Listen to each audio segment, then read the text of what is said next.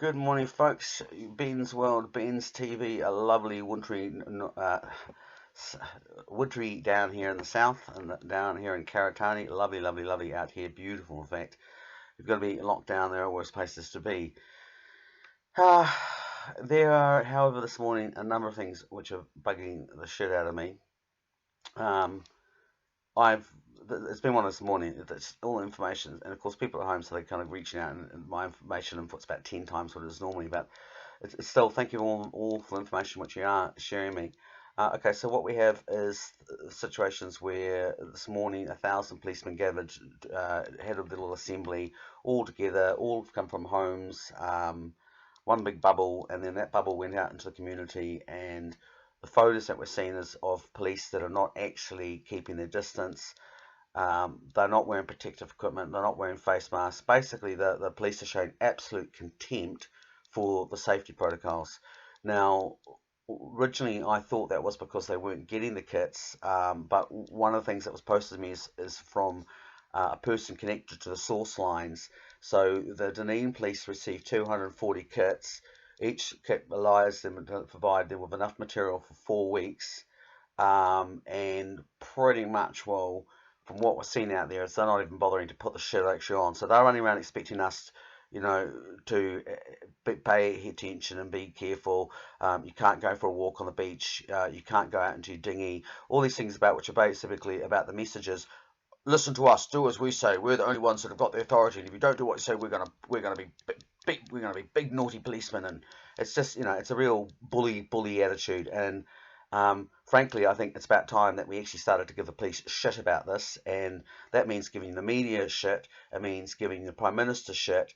And basically, and I say that, again, I'm not a person that believes in the idea of making personal attacks on the Prime Minister. At the end of the day, she's just a person doing the job that she was appointed to do. But at the end of the day, she's actually accountable to us, and it's up to us to make sure that she gets that message through that, hey, actually, this is a crisis going on, but at the end of the day, you still work for us, and there is an election year around the corner, and I'll come back to that point in a second.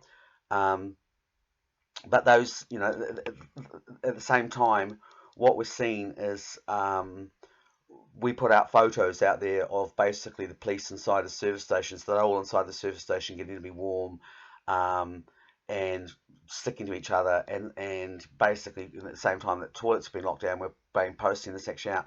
Well, since then, the Trucking Association, which is not normally my favourite lobbying group, had basically turned around and forced it to actually open. So now service stations actually can be open, which is a yes. See, it shows the fact that we're actually making a difference.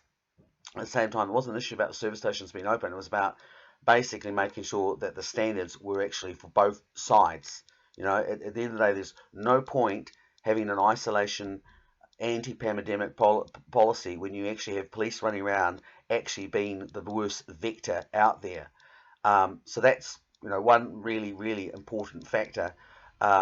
We also get into the situation which is, there's a real lack of common sense going on here, and again, we need to put this pressure on the media, to put that pressure in terms on our Prime Minister, which is, what is the point of saying to people that no, you cannot go for a walk out on the beach, or in the case of one person we heard about, they went out in the middle of the night time and they were taking photographs. So a photographer, that was their, they saw an opportunity to take some empty shots, no risk to anybody. And the police comes around and says, oh, we think you should go home. So, well, I thought the whole idea was that as long as we're 2 meters away, that's okay. Well, yes, but we think you should go home. Again, that needs to be very clear to the authorities. Need to make sure that they understand to the police that people still actually have rights. This is not martial law, and this constant reinforcement of the idea that we're under martial law is nonsense. We are a democratic country. We have the Bill of Rights. We have the Treaty of Waitangi. We have the Magna Carta. We have the 1835 Declaration, and there are other declarations out there as well, which all actually give us set rights. Now, there is a balance, of course, because there is a very unusual situation going on. We have to balance public safety versus public rights. But the reality is, if we turn around and we kick those freedoms into touch, we're never going to get them back, and the long-term consequences is going to be just as bad as the short-term consequences. This needs to be considered, and it needs to be balanced. Um, at the same time, so that's one issue, is the whole issue about the way that the police are not, either they're not getting the kits or they're not wearing them, and they're actually overstepping their authority. And there also needs to be very much a champion in the media and the public ideas and from our politicians saying, hey, people are still allowed rights. And somewhere amongst this message too is this whole idea of where does self-responsibility come into it. Right over my shoulder, three men in a boat, the whole idea about once upon a time people used to go out regularly out into the ocean and they would fish and they realized that there was a risk and they took that risk. This is the circumstances. So how about a little idea about saying, you know what? We're all big adults. I think we can actually realise weigh out the risks ourselves. And yes, if you do go out into the ocean and something happens to you, no, nobody is going to come and rescue you. But that's okay because you made that decision. At the end of the day, that decision is not inflicting upon anybody else. And this is the sort of thing I'm trying to get across. It's like, yes, these are unique times. And this is the time when the state doesn't just turn around and collect all the power. So this is the case where we get to take back some of that power ourselves and hold responsibility for the consequences of our own actions. The second issue, which is equally serious, is this issue. Well, actually, they pass on one with each other. I've also got reports from people in the supermarket that are basically being abused by people, which is just not on at all, because these people are actually doing a job equally but as important as the police. They deserve our respect. They deserve total basic understanding that these people are doing something which they're putting their lives on the line for us. So, again, a bit of social pressure from us, which is what I'm trying to get across, is that we have that power still. We're not just handing it actually over. It's up to us to say, no, you see someone in the supermarket being a dick, tell them that they're being a dick. Which, of course, adds to the question of what I try to balance up is, what's the point of telling us that we can't be isolated, we can't go for a walk on the beach, we can't go out and go do fishing, we can't go hunting, and yet we're all encouraged to go into these supermarkets, which are, by the way, largely air conditioned. So when you actually look at the one of the risk factors of the pathogen CV119, you notice, for example, that cruise ships tend to be they don't do very well. Well, that's largely because of the air conditioning environment within the cruise ships, which is exactly what you're getting within the supermarket. I don't understand why we're actually not seeing a lot of that product actually bought actually out into the forecourt, out into the car parking areas, or areas which are publicly available, setting up marquees so that people can be walking around getting the products they actually need. Obviously there's frozen products when you're going to need again, but it's about a containment policy and about reducing the risk. This doesn't take that much of an effort to do, other than the fact that the owners can't be bothered because it inflicts upon their profit. It's one more thing they have to do. Well, at the moment, they're the only ones actually making any money in this society. So, tough fucking luck. Guess what? I think there needs to be a bit of pressure put, again, on us and to our media and to our politicians, to say to those guys, well, hey guys, you need to actually set this up so of maximum comfort and maximum safety for your public. So bringing a lot of those products actually out that don't need to be into the open area, set up with a marquee so that people can get the products, air circulating around, to me would strike me as a common sense approach to what is going on. What we are also noticing is that there is no longer any specials in the supermarkets. Again, because these guys have a captivated market, they can actually basically make the maximum dollar price that they can. I think that's really, really fucking insulting me. There's lots of small businesses, medium-sized businesses that are going to be going by the waysides and never to come back after this event. Goodman's Fielder, which is basically one of the companies that owns a lot of the chain of food supermarkets, is making hand over fist load of money. They're also one of the people that are involved in water privatisation, which is currently what we're witnessing take place.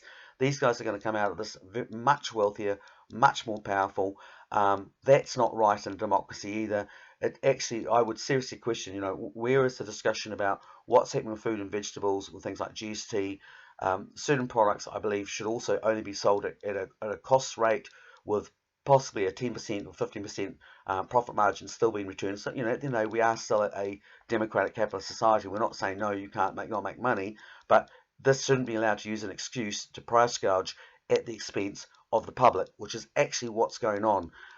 Today there was a report from a budgetary advisor which pretty much confirmed what I suspected, which is slowly but surely the prices are actually being hiked up. So again, where is the Prime Minister's statement about controlling food prices? Because there's no point turning around saying, oh, rents don't need to go up and petrol prices going down when food prices continue to go up. This is actually really draws to the whole issue of food and supply, which is, again, if we don't have any food, fuck the coronavirus, so what's been ensured to ensure that people can actually get access to food without having to fucking pay for the nose through it. The third factor today, which I'm also concerned with, is that I'm getting reports again from, and these are again not just people coming back to me from hospitals, but can be found in mainstream reports, which is again those nurses and doctors are not getting those protective kits. In fact, I'm getting reports that basically nurses are threatening to walk off the job. So again, what the hell is going on? That these we're talking about rubber gloves and masks. I mean, in there are other steps, but these are the basic stuff. What the hell's going on? We've had, since February, we've been aware of this, and possibly even further than that. That's one issue. Number two, I've been writing about the issue of the risk of pandemics since 2005, along with a lot of the mainstream media who have, the specialists and so on, have all been in the newspapers, all the health system, saying that this is a risk factor. So it's not like we didn't know this was coming. The intel out there has been solidly out there for a long time. So again, we've got money to spend on policemen who quite happily run around breaching safety protocols and give them guns, but we haven't got money to make sure that when an actual epidemic occurs, our frontline people don't have the tools they need to do their job, which then gets to the issue of basically, there is a crisis going on. There's not a time for politicking, and yet, basically, what we're seeing is a government that is using this opportunity to make themselves look like they're, it's little selfie moments, and it's all about the Prime Minister, and she's got the big sitting in front of the desk like Walter Nash. It's all very contrived, and it's actually something which needs to be really slapped down. Again, this whole situation of they're not the mother of all dragons, they're not the leaders, they are, at the end of the day, members of Parliament who work for us. And we should not lose sight of that. And when we start to see a balance going on when there's no common sense in the sense of, oh yes, go ahead into an air-conditioned supermarket, but no, you cannot go for a walk on the beach because we don't want you leaving your homes. That's not about safety. That's about power and control. And we really need to wake up to that, and we need to slap it down hard. And this is not about breaching the protocols or not working together, but this is about making sure we maintain that our leaders are actually doing their jobs, and that when they're not, we call them to account. There are some serious cracks going on right now, and as long as we allow ourselves to backslide and we start to think that, oh no, we'll just leave it to the leaders because they know best, those cracks will widen and there will be consequences down the road. So in actual fact, by us calling our political leaders to account, we're ultimately doing them a favour, because better that they address these issues now, then those issues get wider and wider, and then the shit really will actually hit the fan. And of course, their response, having been allowed to be conditioned to be more totalitarian, they will respond in kind, because that's the language that have been learnt that they can get away with. But again, we don't want that happening, so let's be preventive in our approach and act accordingly. There's another issue which is going on, which is totally unrelated to the coronavirus situation, which is for the last few days I've been sent material from the person who has, thank you very much, which is the atmospheric testing, which shows what chemicals and particles in the atmosphere. We're getting areas which are really they're off the charts. Originally we thought they were potentially someone was burning off toxic landfill, but the spots are now in Te Anau. Te Anau is always a concern for me because it sits on a level of the fault line, which kind of acts like a pool ball. So the ball hits there, it kind of travels up, and the magnitude tends to be greater. Now, that's not a scientific statement. That's me having watched and paid attention to that area for over 10 years as a personal viewpoint. So I'm just presenting what I'm seeing. I'm not coming across as an expert, but when I start to see those hotspots over Te Anau, I get rather concerned. um, we may have another emergency potentially coming about. And again, whether or not that's true, what does need to be done is we now need to have the new protocols actually hammered out to us about what are our new emergency protocols. It used to be in the event of 111, fire, tsunami, whatever, flee, all come together in a collective assembly point. For the obvious reasons, we don't have that. So what are now the new basic ABC protocols to do in the event of a major emergency event? I mean, again, this is very, very important stuff. And right now our government's not kind of stepping in and addressing those issues, which is again, part of that systematic. I'm saying, well, no, actually they're not doing as well as everyone sort of seems to think, largely because we have a media which has been extremely flattering to them and not being critical. At the same time, we have a situation where other newspapers and other magazines that are non-corporate based or local based are no longer able to report. We are seeing very, very clearly on social media, and we all know this is going on, that um, algorithms are being controlled so that basically posts that are not fitting the thing are being contained, share buttons are disappearing, comment ability to make comments or like, all of these things are very subtly done, but not that subtly because they're happening on a wide scale and people are actually noting and reporting it. Basically, we're in a situation where at the moment, like almost a coup d'etat, only one group actually has the control of the local radio stations and the megaphone, and everyone else doesn't. So we have to, work harder with what we're doing on social media, with the tools we have, to make sure that our voice actually is heard. Anything that you say, back it up. Back it up with a link, back it up with a photo, but it's very important that if you say, oh, this is actually happening, that you must have some form of documentation.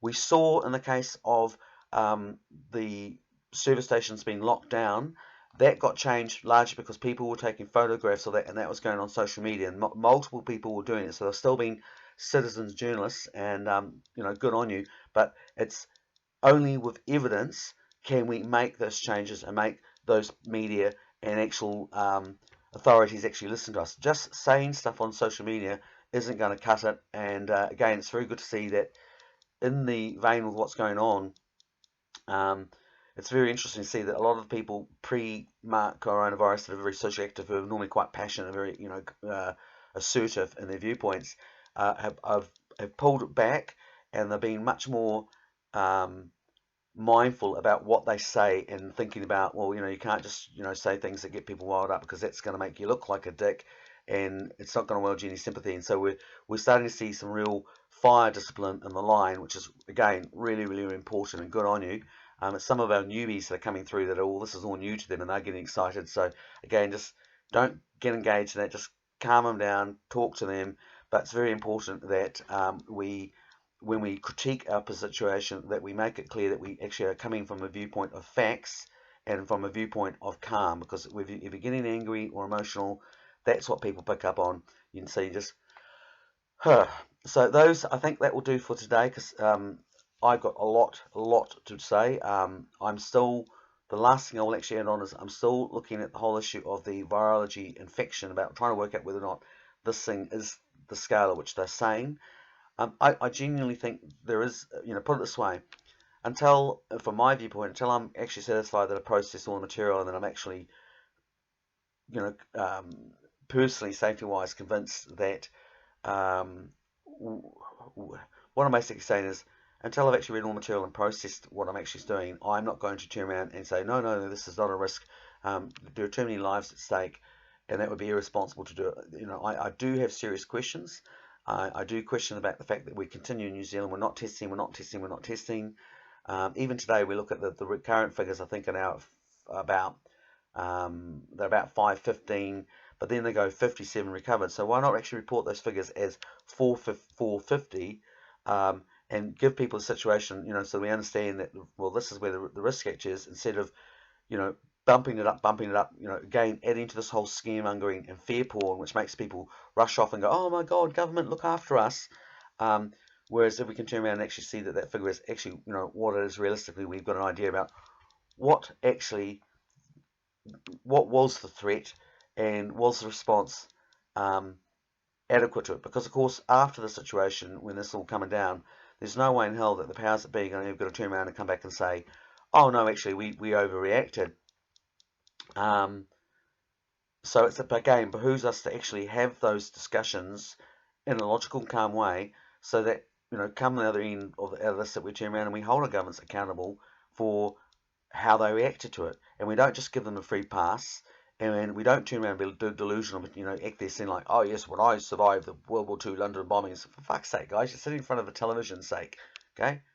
It's about basically figuring out how during this event that you actually maintain your sovereignty, you maintain your self-responsibility, and that you get your message actually out, and you don't just let yourself get sucked away with something that then cannot get repaired afterwards. Um, that'll do enough today. I think 4 major points, which are all fairly valid. Stay safe out there, and keep collecting that information, and get that evidence and keep putting that pressure on. This has been Virgin, reporting from Ben's World.